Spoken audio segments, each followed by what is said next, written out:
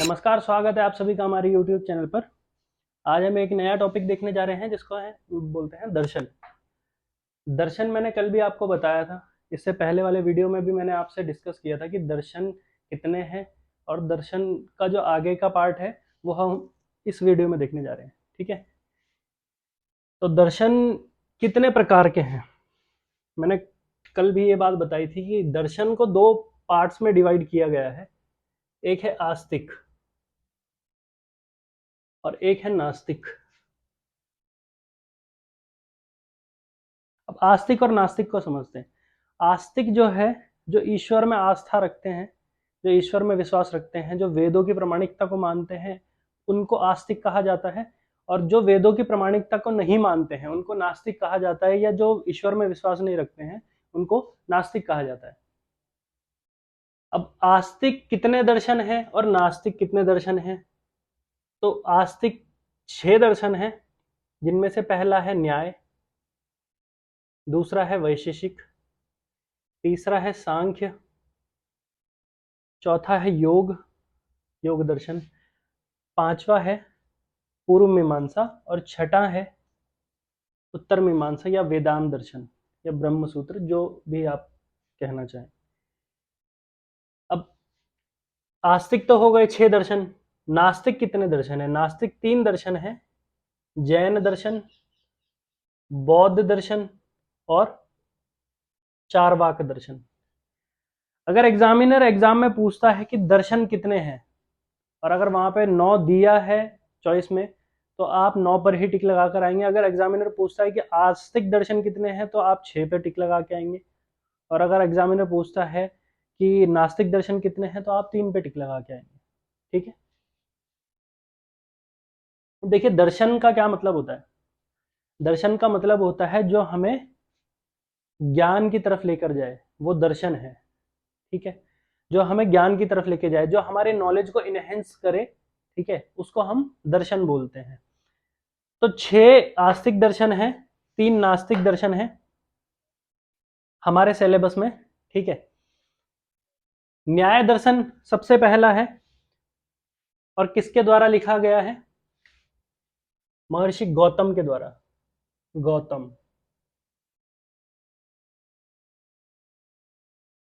दूसरा वैशेषिक दर्शन है, किसके द्वारा लिखा गया है? महर्षि कणाद के द्वारा। कणाद।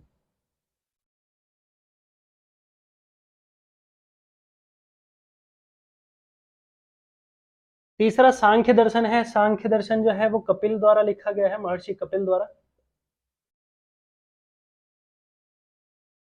योग दर्शन जो है महर्षि पतंजलि द्वारा लिखा गया है।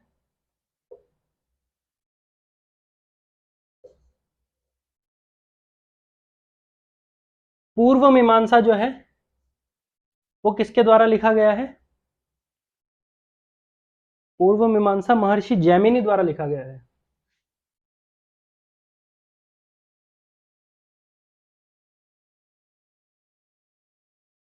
और उत्तर मीमांसा जो है वो बादरायण द्वारा लिखा गया है। बादरायण।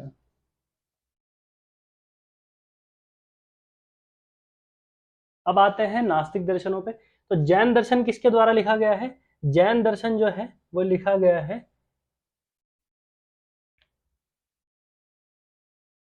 ऋषभ देव जी द्वारा।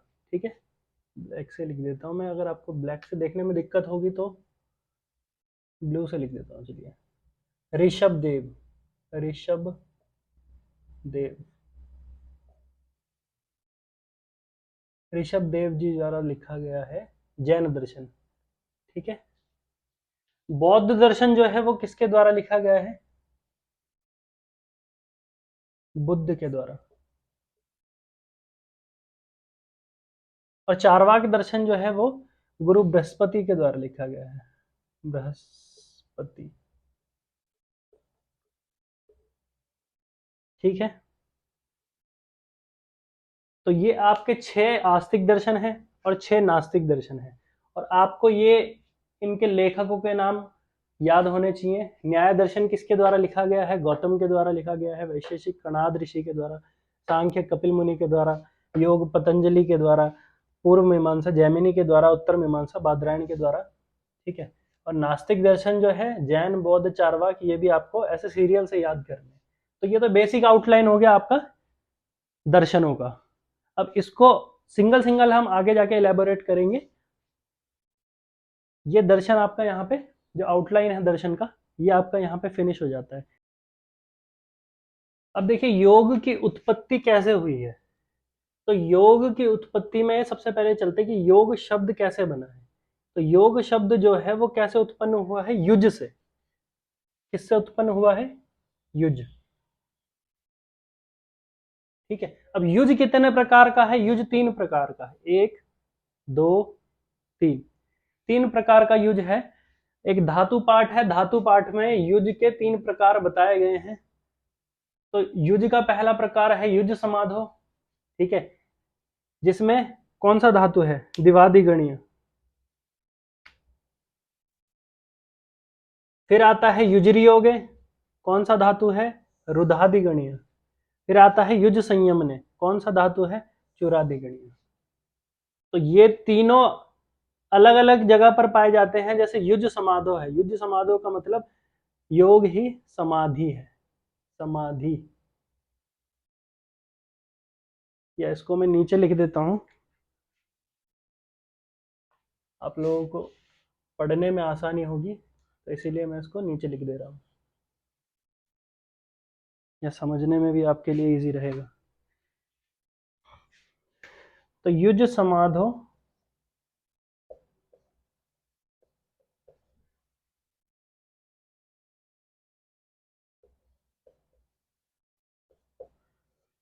का मीनिंग है योग ही, योग समाधि, समाधि।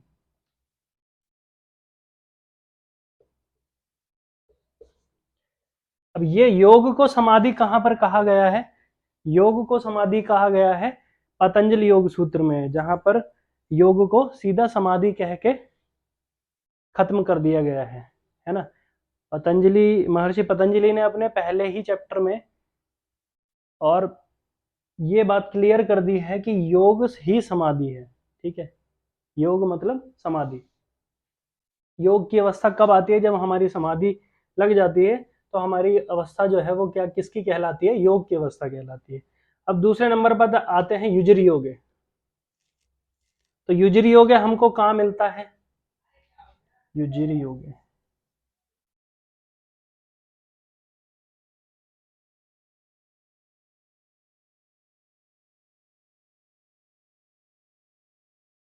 युजिर योगे, युजिर योगे हमको देखने को मिलता है वेदों में। ये सबसे प्राचीन है, सबसे प्राचीन अगर पूछा जाएगा कि कौन सा धातु है तो रुधादिगणीय है। ठीक है, तो युजिर योगे कहां पर मिलता है हमको, वेदों में। जो वेदों में बताया गया है वो कौन सा धातु है, युजरी योगे। और फिर इसके बाद आता है युज संयमने।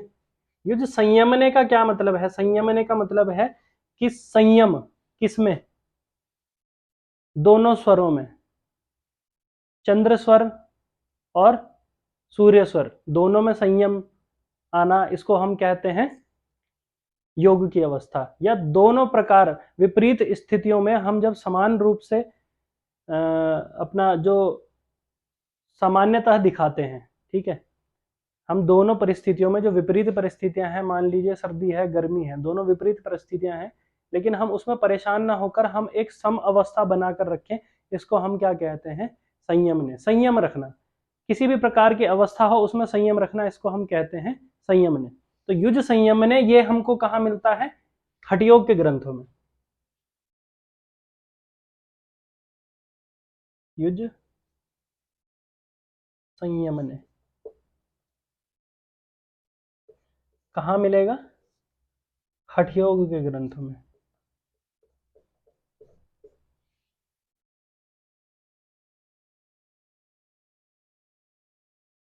आई होप कि आप सभी लोगों को समझ में आ रहा होगा। वैसे मैं आसान से आसान भाषा में आप लोगों को समझाने की कोशिश करता हूँ। अगर आपको फिर भी कोई डाउट होता है तो आप मुझसे कांटेक्ट कर सकते हैं। डिस्क्रिप्शन में मैं अपना नंबर डाल देता हूँ, तो आप लोग मेरे से कांटेक्ट कर सकते हैं व्हाट्सएप पे या कॉल पे। ठीक है, चलते हैं आगे। अब देखिए, अब हम पढ़ते हैं योग का उद्भव। उद्भव का मतलब है जो शुरू से लेकर के और लास्ट तक जो है योग किस प्रकार से चला है। तो योग कहाँ से स्टार्ट हुआ है और कहाँ पे जाके अभी फिनिश होने वाला है ये तो हमको नहीं पता है, लेकिन हाँ कहाँ से स्टार्ट हुआ है और किस तरीके से आगे बढ़ा है, इसको कहते हैं उद्भव। ठीक है, तो उद्भव कैसे हुआ है? सर्वप्रथम योग का उल्लेख हमें कहाँ मिलता है? ऋग्वेद में। ऋग्वेद में हमको सर्वप्रथम योग का उल्लेख मिलता है। ऋग्वेद जो है मैंने बताया आपको सबसे प्राचीन ग्रंथ है, सबसे प्राचीन वेद और सबसे प्राचीन ग्रंथ ऋग्वेद को कहा गया है। तो ऋग्वेद जो है वो सबसे प्राचीन ग्रंथ है और इसमें योग का वर्णन मिलता है। तो आप इससे अंदाजा लगा सकते हैं कि योग की प्राचीनता कितनी पुरातन है। अब आते हैं योग का आदि प्रवक्ता किसे कहा? आदि प्रवक्ता कौन होता है? आदि प्रवक्ता मतलब जिससे योग की शुरुआत हुई है, जिसको योग का सबसे पहले ज्ञान हुआ था और उसके बाद जो है योग आगे चला है। तो आदि प्रवक्ता किसे कहा गया है योग का? हिरण्यगर्भ को। हिरण्यगर्भ। हिरण्यगर्भ कौन से? हिरण्यगर्भ वैसे 7 प्रकार के हैं, अलग अलग प्रकार के, जिनमें शिव का एक भक्त भी हिरण्यगर्भ कहलाता है, ब्रह्मा भी हिरण्यगर्भ कहलाते हैं, सूर्य भी हिरण्यगर्भ कहलाते हैं, और भी ऐसे बहुत से नाम हैं। और 7 प्रकार के टोटल हिरण्यगर्भ हैं। तो हिरण्यगर्भ यहां पर कौन सा वाला लिया गया है? यहां पर ब्रह्मा, जो ब्रह्मा है वो वाले हिरण्यगर्भ लिए गए हैं। तो योग का आदि प्रवक्ता किसे कहा गया है? हिरण्यगर्भ को। और इसकी प्रामाणिकता के आपको श्लोक महाभारत में भी मिलते हैं, याज्ञवल्क्य स्मृति में भी मिलते हैं, और भी कई सारे ग्रंथ हैं जिनमें आपको हिरण्यगर्भ की आदि प्रवक्ता होने की प्रामाणिकता आपको मिल जाती है। अब ये मैंने यहाँ पे क्यों लिया है हठ योग और योग दोनों एक साथ? क्योंकि इसमें बच्चों को कई बार कंफ्यूजन हो जाता है कि हठ योग का प्रणेता कौन है और योग का आदि प्रवक्ता कौन है। तो बच्चे कई बार कंफ्यूजन में हिरण्यगर्भ को ही टिक लगा देते हैं या आदिनाथ शिव को ही टिक लगा देते हैं। तो हठ योग, जब हठ योग की बारी आती है, जब हठ योग के लिए पूछा जाएगा कि हठ योग के आदि प्रवक्ता कौन है या प्रणेता कौन है, तो वो आदिनाथ शिव है। भगवान शिव जिनको हम कहते हैं वो है हठ योग के आदि प्रवक्ता या प्रणेता। और अगर योग की बात करी जाएगी कि योग का आदि प्रवक्ता किसे कहते हैं, तो हिरण्यगर्भ ब्रह्मा वो है योग के आदि प्रवक्ता। मतलब सबसे पहले जो ज्ञान योग का हुआ था वो किसको हुआ था? ब्रह्मा को। फिर उसके बाद हठ योग के आदि प्रणेता कौन है या प्रवक्ता कौन है? आदिनाथ शिव या भगवान शंकर। अब योग किस तरीके से आगे बढ़ा है? तो योग सबसे पहले ईश्वर ने सूर्य को दिया।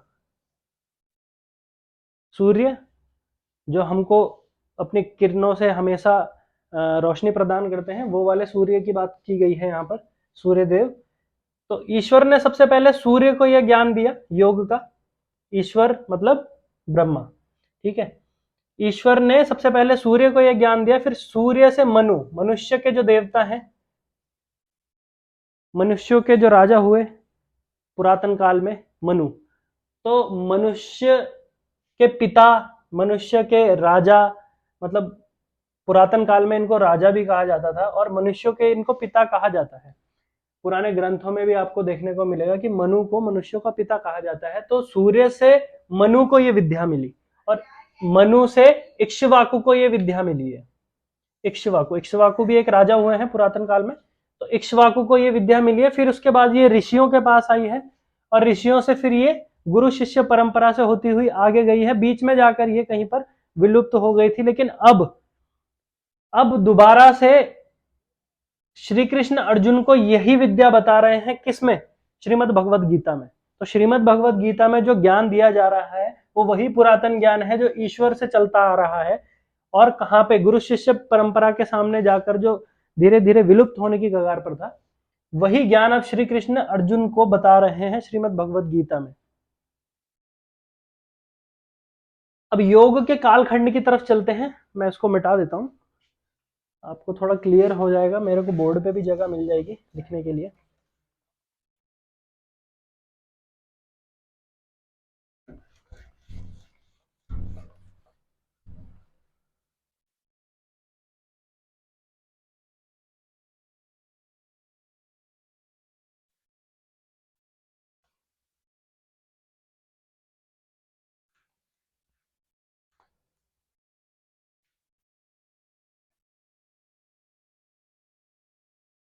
तो चलते हैं योग के कालखंड की तरफ। योग का कालखंड कौन से काल में किस तरीके के योग का प्रचलन था, कौन सा योग आया था किस काल में, तो ये क्वेश्चन बन जाता है कई बार कि कौन सा काल श्रुति का काल कहलाता है, कौन सा दर्शनों का काल कहलाता है, कौन सा आधुनिक काल है। ठीक है, तो योग का श्रुति काल जो है वो 0 से 500 BC, ये श्रुति काल कहलाता है। BC मतलब बिफोर क्राइस्ट। ठीक है, ईसा पूर्व जिसको हम कहते हैं हिंदी में। तो 0 से 500 BC जो है श्रुति काल कहलाता है। फिर 500 से 1200 AD, ये किसका काल है? ये दर्शनों का काल है। सॉरी 1200 नहीं है, 100 AD है। ठीक है, मैंने नीचे वाला लिख दिया 100 AD। ये किसका काल है? दर्शनों का काल है, जिसमें आपके सभी प्रकार के दर्शन लिखे गए हैं। 6 दर्शन जो आस्तिक हैं और बाकी 3 दर्शन जो नास्तिक हैं, ये सारे दर्शन काल में लिखे गए हैं। फिर इसके बाद आता है टीका का काल। तो टीका का काल कौन सा है? टीका का है 100 से 1200 AD, ये है टीकाओं का काल। इस टीका का मतलब होता है कि एक लाइन या एक लाइन से कम में किसी बात को पूर्णतः कह देना, इसको हम टीका कहते हैं। तो टीका का मतलब है जो शॉर्ट से शॉर्ट लाइन हम लिख सकते हैं किसी बात को पूरी तरीके से कहने के लिए, पूरी तरीके से समझाने के लिए, तो वो टीका होती है। तो टीका अलग अलग भाष्यकारों ने लिखी हैं, बहुत सारी टीकाएं आपको मिल जाएंगी पढ़ने के लिए, आप नेट पे भी सर्च कर सकते हैं अगर आप पढ़ने के इच्छुक हैं। तो 100 से 1200 AD जो है वो टीकाओं का काल माना गया है। फिर इसके बाद आता है 1200 से 1850 AD, ये किसका काल माना गया है? हठयोग का या भक्ति योग का, जिसमें भक्ति योग में मीरा हुई हैं और कबीरदास जी हुए हैं, तुलसीदास जी हुए हैं, सूरदास जी हुए हैं। ये भक्ति का काल माना गया है। हठयोग का काल आपको पता है, जिसमें हठयोग के ग्रंथों की रचना की गई है, जैसे शिव संहिता हो गई, वशिष्ठ संहिता हो गई है, और सिद्ध सिद्धांत पद्धति है, हठ रत्नावली है, योग बीज है, अन्य अन्य बहुत सारे ग्रंथ हैं इसमें। फिर उसके बाद आता है आधुनिक काल। तो आधुनिक काल अभी 1850 के बाद से जो भी है वो आधुनिक काल है, मैंने अभी ये चल रहा है 1850 के बाद से अभी तक, अभी आधुनिक काल चल रहा है। तो ये सब लोगों को समझ में आ गया कि क्या है श्रुति काल, कब से स्टार्ट हुआ है और कब खत्म हुआ है। 0 से लेके, मतलब जब स्टार्टिंग हुई थी सृष्टि की, जब रचना हुई थी, तब से लेके 500 BC तक जो काल है वो श्रुति काल रहा है। फिर 500 BC से, यहाँ पर BC लिख दीजिएगा, मैं भूल गया था लिखना, BC से 100 AD, ये किसका काल है? ये दर्शनों का काल है, जहाँ पर बहुत सारे दर्शनों की जो है रचना हुई है, षड दर्शनों की, और नास्तिक और आस्तिक जितने भी दर्शन आपके हैं उनकी रचना हुई है। और फिर उसके बाद आता है टीकाओं का काल। तो टीकाओं का काल कब से शुरू हुआ है? 100 AD से लेके 1200 AD तक जो है टीकाओं का काल माना गया है। और भक्ति और हठयोग का काल 1200 से 1850 का है। 1850 से आज तक का जो अभी तक का समय है, ये काल माना गया है आधुनिक काल।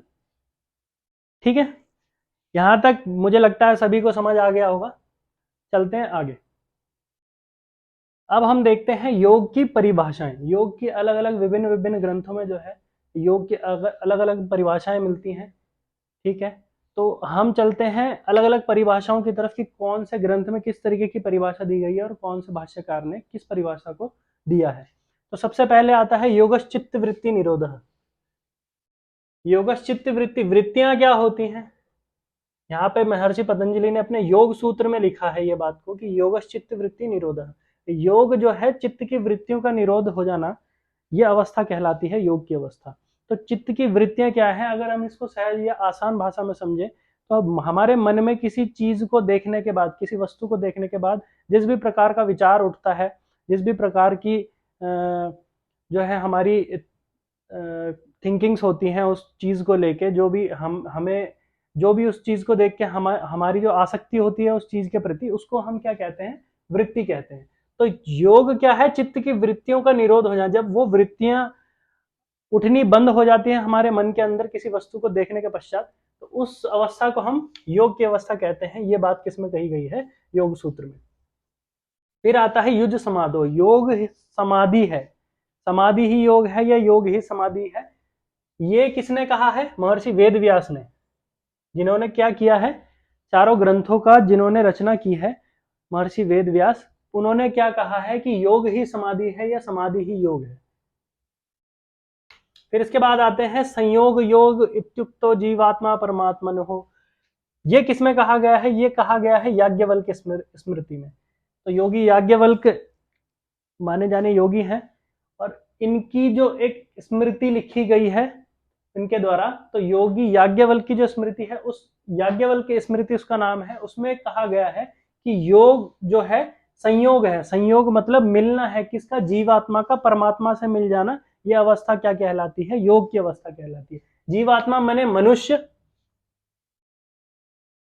और परमात्मा माने ईश्वर।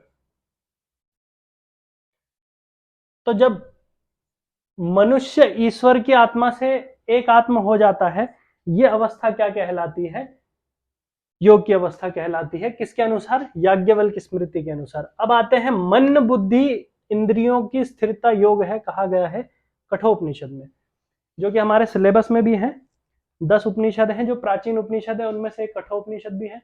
तो कठोपनिषद में क्या बात कही गई है कि मन बुद्धि इंद्रियों की स्थिरता, जब मन बुद्धि और इंद्रियां हमारी एक स्थिर अवस्था में पहुंच जाती हैं या स्थिर अवस्था को प्राप्त कर लेती हैं, तो उस अवस्था को हम क्या कहते हैं, योग की अवस्था कहते हैं। किसमें कहा गया है, कठोपनिषद में कहा गया है। फिर आता है शिव और शक्ति का मिलन योग है। किसके द्वारा लिखा गया है, रागे राघव के द्वारा लिखा गया है। अपनी किताब में इन्होंने इस चीज का वर्णन किया है। शिव, शिव माने शिव भगवान। कहते हैं कि हमारा जो आज्ञा चक्र होता है उसमें शिव का निवास होता है। और शक्ति, यहां पर किस शक्ति की बात कही गई है, कुंडलिनी शक्ति की बात कही गई है, जो सुप्त अवस्था में है। कुंडलिनी, कुंडलिनी अवस्था के बारे में बात कही गई है, जो सुप्त अवस्था में है हमारे मूलाधार चक्र में। तो वो जो शक्ति है जब मूलाधार चक्र से जागृत होकर शिव से मिलेगी, शिव से माने आज्ञा चक्र तक जाएगी, आज्ञा चक्र में जाके हिट करेगी, तो उस अवस्था के मिलने को, जब शिव और शक्ति का मिलन, यानी शिव आज्ञा चक्र और शक्ति माने कुंडलिनी, जब कुंडलिनी हमारी आज्ञा चक्र पे जाके हिट करेगी, तो इन दोनों का मिलन क्या कहलाएगा, योग कहलाएगा। अब आते हैं जीव और शिव का एक रूप योग है। वही सेम बात है, जीवात्मनो परमात्मनो कह लीजिए, शिव और शक्ति का मिलन कह लीजिए। तो जीव और शिव, जीव माने हमारी आत्मा, और शिव का मतलब भगवान शिव। तो जीव कौन है, हम लोग हैं, आमजन है, आम मनुष्य हैं। और शिव कौन है, वो परमात्मा है। तो जीव का और शिव का मतलब आत्मा का और परमात्मा का जब एक रूप हो जाना, एक रूप मतलब संयुक्त रूप या एकजुट हो जाना या एकता आ जाना, एक रूपता आ जाना, इसको हम क्या कहते हैं, क्या कहते हैं, योग की अवस्था कहते हैं। तो शिव और शक्ति का मिलन मतलब आत्मा और परमात्मा का मिलन हो जाना, यह अवस्था कहलाती है योग की अवस्था। किस में कहा गया है, तंत्र योग के ग्रंथों में। तंत्र योग के ग्रंथों में अगर आप देखेंगे तो वहां पर जो योग की परिभाषा है वो आपको यही देखने को मिलेगी कि जीव और शिव की एक रूपता योग है। आगे चलते हैं, अब योग की कुछ और परिभाषाएं लेते हैं आगे, जो अलग अलग योगियों द्वारा दी गई है। इसमें सबसे पहली है कि संपूर्ण जीवन ही योग है। यह श्री अरविंद द्वारा दिया गया है यह कथन। तो संपूर्ण जीवन जो है हमारा वो एक योग है। यह किसके द्वारा कहा गया है, श्री अरविंद के द्वारा कहा गया है। श्री अरविंद जो है एक महान योगी हैं और साथ साथ एक अच्छे फिलोसोफर भी हैं। और श्री अरविंद ने अपने जीवन काल में बहुत से योग के ग्रंथ लिखे हैं। तो श्री अरविंद ने एक अपना ध्यान का एक अलग प्रक्रिया भी बनाई है, एक अलग से अपना ध्यान की टेक्निक बनाई है, तो वो भी बहुत ज़्यादा फेमस है और उसके बारे में हम आगे चर्चा करेंगे। फिर आते हैं जीवन जीने की कला ही योग है। यह किसके द्वारा कहा गया है, यह श्री राम शर्मा आचार्य द्वारा कहा गया है। पंडित श्री राम शर्मा आचार्य जो कि गायत्री विद्यापीठ के संस्थापक हैं, उनके द्वारा ये कथन दिया गया है कि जीवन जीने की जो कला है वही योग है। ठीक है, फिर आते हैं सूर्य और चंद्र स्वर की समता ही योग है। यह आपको कथन जो है योग का हठ योग के ग्रंथों में देखने को मिलेगा। सूर्य स्वर क्या है और चंद्र स्वर क्या है, ये हम समझते हैं कि हमारे जो शरीर है उनमें जो 3 नाड़ियां हैं जिनको सबसे सर्वश्रेष्ठ माना गया है, वह है ईड़ा, पिंगला और सुषुम्ना। तो ईड़ा नाड़ी हमारा लेफ्ट नोस्ट्रिल है, पिंगला नाड़ी जो है वो हमारा राइट नोस्ट्रिल है, और उसके बीचों बीच एक रीढ़ की हड्डी के साथ जो है हमारी सुषुम्ना नाड़ी आती है। तो जो हमारा चंद्र स्वर है वो यह है, और जो हमारा सूर्य स्वर है वो यह है। राइट नोस्ट्रिल इज चंद्र स्वर एंड लेफ्ट नोस्ट्रिल इज सूर्य स्वर। सॉरी, राइट नोस्ट्रिल इज सूर्य स्वर एंड लेफ्ट नोस्ट्रिल इज चंद्र स्वर। तो सूर्य और चंद्र की समता, मतलब सूर्य और चंद्र जब ये दोनों स्वर हमारे एक समान रूप से चलने लगेंगे और समता हो जाएगी इन दोनों में, तो जो हमारा प्राण का प्रवाह है वो हमारा किसमें चला जाएगा, सुषुम्ना में चला जाएगा। तो इस अवस्था को, किस अवस्था को, सूर्य और चंद्र जब एक समान हो जाते हैं, समता आ जाती है जब दोनों में, इस अवस्था को हम योग कहते हैं। किसमें कहा गया है, हठ योग के ग्रंथों में। फिर आते हैं गीता के जो अलग अलग चैप्टर्स हैं उनमें क्या क्या परिभाषाएं दी गई है। तो दूसरे चैप्टर का 48वां जो श्लोक है उसमें पहली परिभाषा मिलती है कि समत्वम योग उच्यते। तो समत्व योग उच्यते का मतलब है कि विपरीत परिस्थितियां जो हमारे जीवन में आती हैं, जो विभिन्न विभिन्न प्रकार की, उनमें एक समान भाव बनाए रखना, उनमें एक समता बनाए रखना, सहज रूप से उन परिस्थितियों का सामना करना, इस अवस्था को हम क्या कहते हैं, योग की अवस्था कहते हैं। किसके अनुसार, गीता के अनुसार। कौन से चैप्टर का कौन सा श्लोक, दूसरे चैप्टर का 48वां श्लोक। फिर आते हैं योगः कर्मसु कौशलम। तो कर्म को कुशलता पूर्वक करना ही योग है। यह गीता के किस चैप्टर में कहा गया है, दूसरे ही चैप्टर में कहा गया है। और कौन से श्लोक में, 50वें श्लोक में 2/50 में कहा गया है कि योगः कर्मसु कौशलम। पूरा नहीं ले रहा हूं, जो इंपॉर्टेंट है वही लाइन में बता रहा हूं, जो आपको समझना ज्यादा जरूरी है। तो योगः कर्मसु कौशलम का मतलब है कि किसी कार्य को कुशलता पूर्वक करना। कैसा कुशलता पूर्वक करना, कि उस कार्य के प्रति हमारी किसी प्रकार की आसक्ति, किसी प्रकार का मोह, किसी प्रकार का लोभ हमें उस कार्य के प्रति नहीं होना चाहिए। मतलब हमें ऐसा फील नहीं होना चाहिए कि हम अगर किसी कार्य को कर रहे हैं तो उस कार्य से हमको कुछ मिले, या उस कार्य के प्रति हमारी आसक्ति नहीं होनी चाहिए। यह किसमें कहा गया है, गीता के 2/50 में। तो योगः कर्मसु कौशलम का मतलब आपको समझ में आ गया कि कुशलता पूर्वक। कैसी कुशलता होनी चाहिए, कि उस कर्म में हम लिप्त ना हो, ऐसी कुशलता होनी चाहिए। इस अवस्था को हमने योग कहा है। किसमें कहा गया है, ये श्रीमद् भगवद गीता में। तो आज हम यहीं तक रखते हैं। अब इसके आगे का हम आपको नेक्स्ट वीडियो में बताएंगे। तब तक के लिए धन्यवाद। Subscribe now and press the bell icon. Never miss an update.